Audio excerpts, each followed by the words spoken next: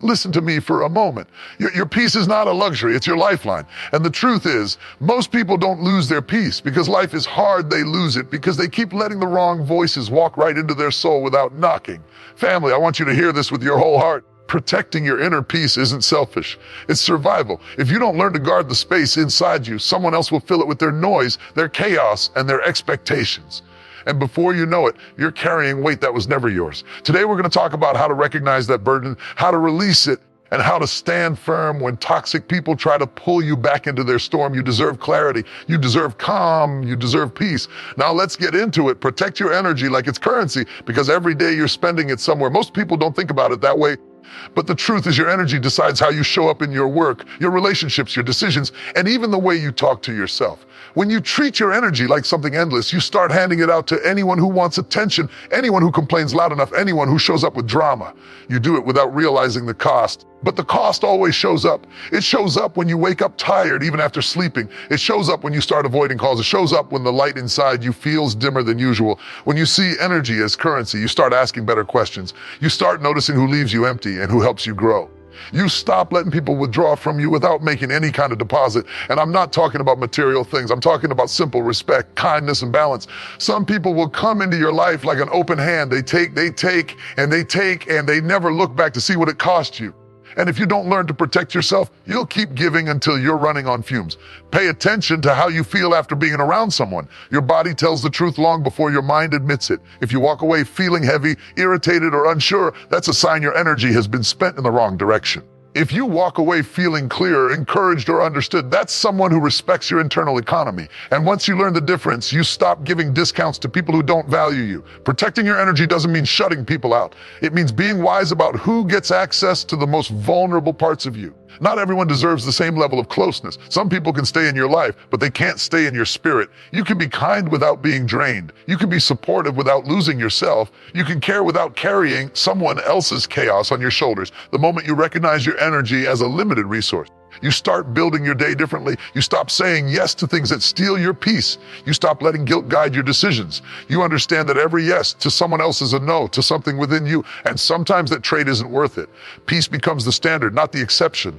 Your energy shapes your voice, your presence, and your direction. When it's scattered, you feel scattered. When it's guarded, you feel grounded. And when you stand in that grounded place, toxic people lose their power. They can try to pull at you, distract you, or unsettle you, but they can't move you the way they used to. Your strength grows when you stop pouring into everyone and start honoring the value of what you carry on the inside. Protect your energy like it's currency, because the way you invest it determines the life you build.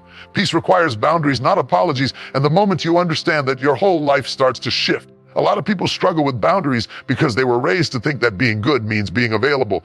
They think kindness means saying yes even when it hurts. They think loyalty means allowing others to walk through their life without any limits. Over time, that mindset drains you, because you're trying to protect everyone else while leaving your own peace exposed. But peace doesn't survive in a life with no walls. Peace needs space, it needs structure, and it needs the courage to say, this is where I end and where you begin. A boundary isn't anger, it isn't disrespect, it isn't rejection. A boundary is clarity. It's you saying, I won't let your choices damage my spirit. I won't let your expectations steal my focus. I won't carry what doesn't belong to me. When you stop apologizing for drawing that line, you start to feel yourself becoming lighter. You stop explaining yourself to people who never try to understand you in the first place. You stop shrinking your needs to fit someone else's comfort. You stop living like your peace is negotiable. Peace is not something you chase. Peace is something you protect. Some people get offended when you set boundaries because they benefited from you not having any. They liked you tired because it made you easier to control. They liked you overextended because you were always available for their problems. They liked you quiet because it meant you wouldn't confront their behavior. But the moment you say no without guilt, the moment you choose rest over pleasing, the moment you choose clarity over confusion, everything changes. You're no longer living by their script. You're choosing your own rhythm, your own limits, your own direction. You'll know your boundaries are working when you start to feel more present in your life. You'll notice you're less irritated. You're less resentful. You stop expecting people to give you what they've never offered. Instead, you take responsibility for what you allow. Your peace becomes something you guard with intention. You no longer let people talk to you any kind of way. You no longer respond to every demand with urgency. You learn that silence can be an answer, distance can be protection, and self-respect can be a full sentence. The powerful thing about boundaries is that they don't just protect you from toxic people, they also strengthen the relationships that matter. Healthy people appreciate boundaries because they understand the value of emotional space. They don't need you to wear yourself out to feel love. They don't need access to every part of your life to feel connected. They respect the line because they respect you. And when you stand firmly in that understanding, peace stops being something fragile. It becomes a steady place inside you. It becomes a choice you make every day. Boundaries don't push people away. They keep the wrong influences from getting too close. And when you stop apologizing for that, you finally start living from a place that honors your value, your purpose, and your well-being. You can care about people without carrying their storm, but many don't realize this until they've already taken on more than their spirit can hold. When someone you love is hurting, your first instinct is to step in, to help, to fix, to catch every piece that falls apart in their hands. That instinct comes from a good place, but if you're not careful, you start wearing their storm like it's your own weather. You start waking up with their worries, replaying their problems, and putting pressure on yourself to solve something you didn't break. And while your heart is busy rescuing them, your peace slowly slips through the cracks. Caring is not the same as carrying. Caring means listening. It means supporting. It means being present. Carrying means absorbing their chaos until it becomes your inner dialogue. Carrying means losing sleep over choices they refuse to change. Carrying means letting their fears become your fears. And little by little, you stop living your own life because you're trying to manage someone else's turbulence. That's how people lose themselves without even noticing. They take on storms that were never assigned to them. Some people will hand you their storm because they never learned how to stand in it themselves. They want your strength, your clarity, your emotional labor, but they don't want the responsibility that comes with their own healing. They want you to calm their waves while they keep stirring the water. And if you accept that role, you become their shelter, their solution, their escape. But you also become drained, overwhelmed, and disconnected from your own needs. The truth is you can stand beside someone without sinking with them. You can encourage them without rescuing them. You can offer guidance without taking ownership of their choices. When you separate compassion from responsibility, you start to see your peace in a new way. You realize that empathy doesn't require self-sacrifice. You learn that loving someone doesn't mean absorbing their struggle. You understand that real support is helping them grow strong enough to walk through their storm, not carrying them through it on your back. People grow through accountability. They grow through facing the consequences of their decisions. They grow through navigating their own emotions, not outsourcing them to you.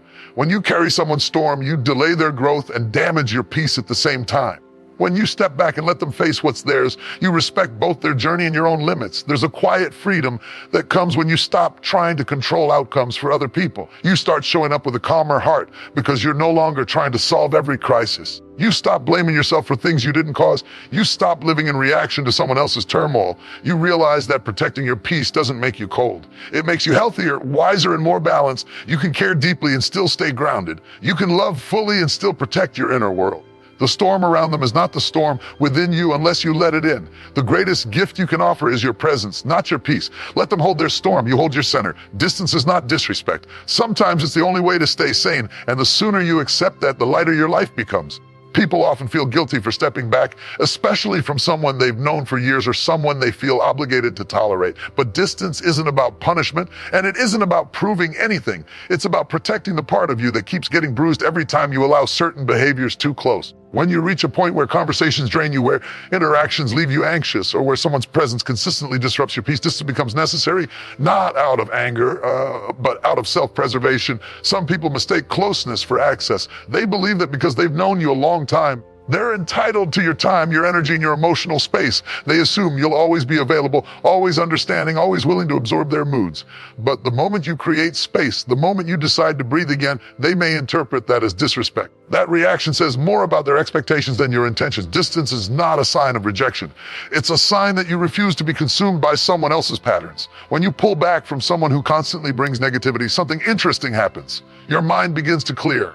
You start noticing how much of your stress came from trying to manage their emotions. You realize how often you walked on eggshells, how often you held your tongue, how often you carried the tension of conversations long after they ended. Distance gives you room to see the truth without the fog of constant interaction.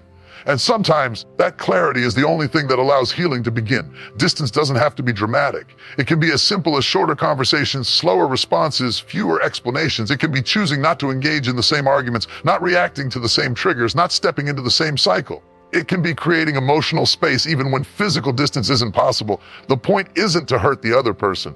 The point is to give yourself room to grow and room to breathe. Healthy people respect distance. They understand that stepping back doesn't mean you've stopped caring. It means you're taking responsibility for your well-being. They don't take your silence personally. They don't interpret your boundaries as disrespect. They value the space because they know space often leads to better communication, better understanding, and better connection in the long run. Toxic people, however, fear distance because they lose their grip. They can no longer pull you into their chaos as easily. They can no longer control the rhythm of your emotion. They can no longer drain you without effort. And that shift can make them uncomfortable. But their discomfort is not your responsibility. Your peace is. Distance allows you to reset your spirit. It helps you separate what's yours from what isn't.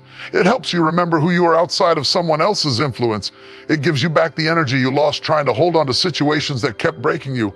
When you honor distance, you honor your inner stability. Sometimes the most loving thing you can do for yourself is step away. Not to abandon someone, but to save the version of you that keeps getting lost in the noise. Distance is not disrespect, it's clarity, it's protection, and often it's the doorway to real peace. Watch their actions, not their excuses, because excuses can sound convincing, but actions will always reveal the truth. Many people talk beautifully. They promise change, they apologize, they explain, they justify. They tell you they're stressed, they're tired, they're dealing with something. That's why they acted the way they did. And because you care, you listen. You give them another chance. You tell yourself they didn't mean it. You tell yourself they'll do better next time. But time passes and nothing changes. The words stay the same and the behavior stays the same. That's how people get stuck in cycles they don't even notice at first. Patterns are louder than promises. Someone might say they value you, but if they consistently ignore your feelings, dismiss your boundaries, or show up only when it benefits them, their actions are telling you the real story. Someone might say they're working on themselves, but if they keep repeating the same hurtful behaviors, that's not growth, that's comfort. People stay in their habits because habits don't challenge them, change does. And not everyone is ready for that level of accountability. When you start paying attention to actions, you stop living off potential. Potential feels good, it makes you hopeful. It makes you believe someone can rise to what you see in them. But potential means nothing without effort. Effort means nothing without consistency. And consistency means nothing without respect. Relationships of any kind, family, friends, partners, coworkers, are built on what people repeatedly do, not what they occasionally promise. It's hard to accept the truth about someone you care about, especially when their excuses sound heartfelt. But excuses can be a mask. They can soften the reality of what's actually happening. They can keep you emotionally invested in situations that drain you. People who want to keep taking advantage of you often use excuses as tools. They hope you'll focus on the explanation instead of the behavior. They hope you'll feel sympathy instead of frustration. They hope you'll stay patient instead of recognizing the pattern.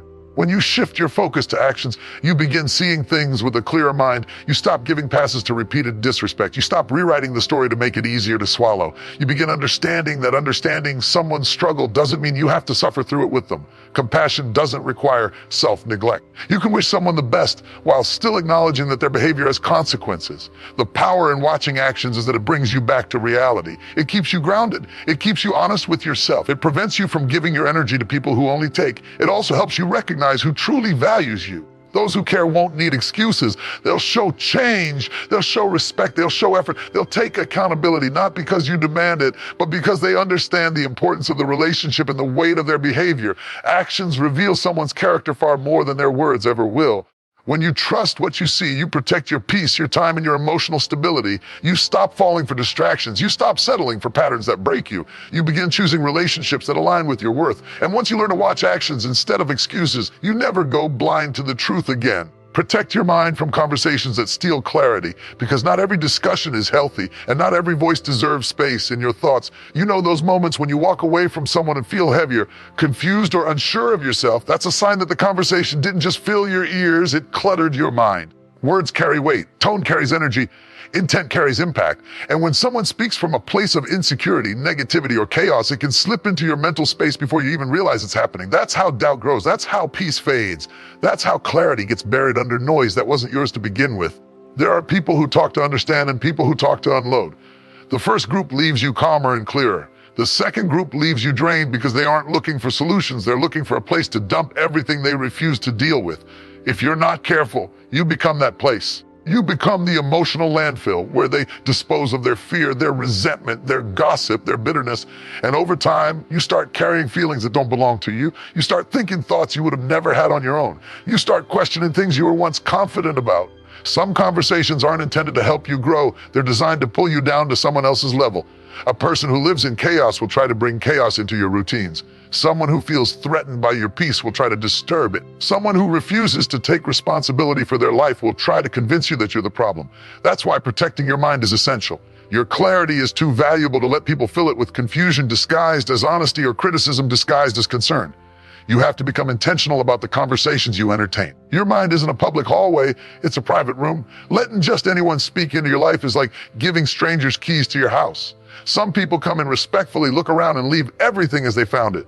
Others track dirt through every room, move things around, and leave a mess you're forced to clean up. That cleanup takes energy. It takes time. It takes focus you could invest it in something meaningful. You're allowed to shut down conversations that make you doubt your worth. You're allowed to step back from discussions that spiral into negativity. You're allowed to distance yourself from people who speak more problems than solutions. Protecting your mind doesn't make you dismissive. It makes you wise. Wisdom is knowing when to listen and when to walk away. It's knowing which voices align with your purpose and which ones pull you off track. When you start filtering the conversations you allow, something powerful happens. You regain your mental space. You feel lighter. You feel clearer. You hear your own thoughts again instead of a mix of everyone else's. You begin to trust your instincts without someone questioning them. You start building your life on clarity, not confusion. And once your clarity returns, your peace becomes stronger, your decisions become sharper, and your spirit becomes harder to shake. Your mind is your sanctuary. Treat it like one. Protect it from conversations that cloud your direction. Guard it from voices that don't honor your growth. Because when your mind is clear, your life follows. Heal the parts of you that keep accepting toxic behavior. Because the truth is, sometimes the biggest work isn't about removing people from your life. It's about understanding why you kept letting them stay. It's easy to point at someone else's behavior and say they were wrong, and maybe they were. But healing asks deeper questions. Healing asks what made you tolerate patterns that drained you. Healing asks why you ignored red flags. Healing asks why you kept giving chances long after the relationship stopped giving you peace. That kind of reflection isn't comfortable, but it's necessary. Without it, you repeat the same story with different people. Toxic behavior often slips into your life through unhealed places. Maybe you grew up believing you had to earn love, so you learned to overextend yourself. Maybe you were taught that staying quiet keeps the peace, so you allowed disrespect to go unchecked. Maybe you feared abandonment, so you accepted crumbs of attention just to feel connected. Maybe you convinced yourself that loyalty means holding on, even when the situation is hurting you. These beliefs don't start in adulthood. They're planted early, shaped by moments you never fully processed. Healing is the process of going back to those moments and telling yourself the truth you didn't hear then. When you start healing, your awareness grows. You begin noticing how your patterns shaped your choices. You see how you made excuses for people because you didn't want to sit with the discomfort of walking away. You see how you confused familiarity with love. You see how you kept trying to fix people so you didn't have to face the emptiness inside you. Healing pulls back the curtain so you can understand yourself without judgment, just honesty. And that honesty becomes the foundation for transformation. Healing doesn't mean blaming yourself. It means taking responsibility for the parts you can control. You can't change someone else's behavior, but you can change the doorways you leave open. You can change the stories you tell yourself. You can change the boundaries you set. You can change how quickly you recognize patterns. As you heal, your tolerance for toxicity declines. You stop entertaining conversations that drain you. You stop negotiating your worth. You stop excusing disrespect. You stop allowing your loneliness to convince you to settle. Healing creates a shift in the kind of relationships you accept. When you're healed, chaos feels uncomfortable instead of familiar. Disrespect stands out instead of slipping by unnoticed. Emotional manipulation stops working because you see it clearly. You refuse to participate in cycles that used to trap you. You choose people who match your effort, not your wounds. You build connections based on trust, not fear. You begin to understand that protecting your peace is not selfish, it's a sign of growth. The powerful part is that healing changes how you see yourself. You start recognizing your value without needing validation. You stop apologizing for wanting peace. You stop shrinking to make others comfortable. You stand in your truth with more confidence because you're no longer trying to earn love through pain. And when you honor your healing, you break patterns that have been following you for years. Heal the parts of you that kept accepting what didn't serve you. Heal the parts that thought struggle was normal and chaos was love. Heal the parts that believed peace was too much to ask for. Because once you heal, you don't just remove toxic people from your life. You remove the version of you that kept opening the door for them. Move in peace even when others move in chaos, because your stability can't depend on someone else's behavior. There will always be people who speak louder, react faster, or create problems that didn't need to exist. There will always be situations filled with tension, conflict, or unnecessary noise. But peace isn't something you wait for. Peace is something you choose in the middle of the storm. It's a mindset, a posture, a way of grounding yourself even when everything around you feels unsettled. When you decide that nothing outside of you will control what goes on inside of you, your life becomes stronger, calmer, and more focused. Chaos doesn't always appear as shouting or arguments. Sometimes chaos shows up in passive aggression, guilt-tripping, unpredictable moods, or the constant pressure to fix things that aren't your responsibility. The moment you react on impulse, the moment you let their storm dictate your motions, you lose your center. But when you pause, Breathe and respond with clarity instead of reacting with frustration. You protect your peace from being hijacked. You learn that not every situation deserves your energy, not every comment deserves your response, and not every argument needs your participation. Moving in peace means learning how to stay rooted in your values even when someone tries to pull you out of character. It means choosing calm over retaliation. It means choosing silence over drama. It means choosing understanding instead of getting tangled in confusion. There is strength in not matching someone's chaos. There is power in refusing to mirror someone else's emotional instability. When you hold your peace, you hold your power. Some people are uncomfortable when you respond with peace because they expect you to join their chaos. They expect you to argue, defend yourself, or get caught in the same emotional whirlwind they live in. But when you don't react, when you stand firm, you disrupt the cycle. You show them that their storm doesn't control your spirit. That kind of emotional discipline takes practice, especially if you're used to reacting quickly or taking things personally. But with time, you start noticing that peace gives you more clarity, more strength, and more room to breathe. Moving in peace doesn't mean avoiding everything. It means addressing situations with a steady mind. It means being honest without being harsh. It means making decisions without fear. When your mind is calm, you think better. When your emotions are steady, you see people's intentions more clearly. You stop misreading situations. You stop escalating moments that didn't need to escalate. You stop giving chaos a home in your life. What people don't realize is that peace is not weakness. Peace is emotional maturity. Peace is confidence. Peace is choosing what matters instead of being dragged into what doesn't. When you stay grounded, you show others that your identity isn't shaped by their behavior. You show them that your joy, your clarity, and your stability come from within, not from the approval or actions of others. Moving in peace is one of the greatest forms of self-respect. It keeps your mind clear, your heart steady, and your path uncluttered. It reminds you that you can walk through life without letting every distraction pull you off course. Not everyone will understand your calm, but that's because they don't understand your journey. You've fought too hard for your peace to hand it over easily. Hold it close, protect it fiercely, and let your calm be louder than their chaos. Thank you